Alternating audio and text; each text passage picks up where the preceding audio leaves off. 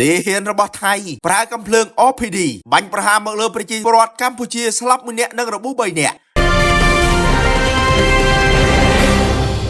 អ្នកនាំពាក្យរដ្ឋបាលខេត្តបន្ទាយមានជ័យបានឲ្យដឹងថានាថ្ងៃទី12ខែវិច្ឆិកាឆ្នាំ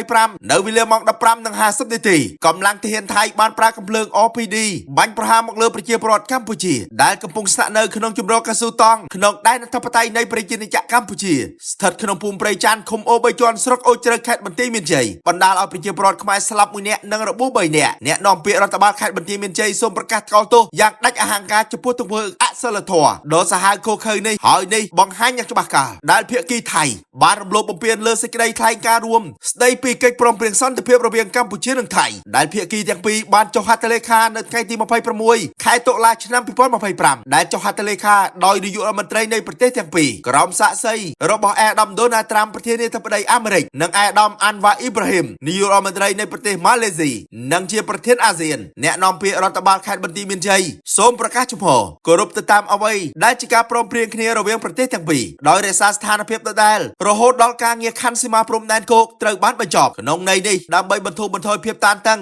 និងរងចាំដំណោះស្រាយរបស់គណៈកម្មាធិការចម្រុះព្រំដែន JBC កុំជឿកុំជក់កុំជួញគ្រឿងញៀនបំណងល្អពី Right to You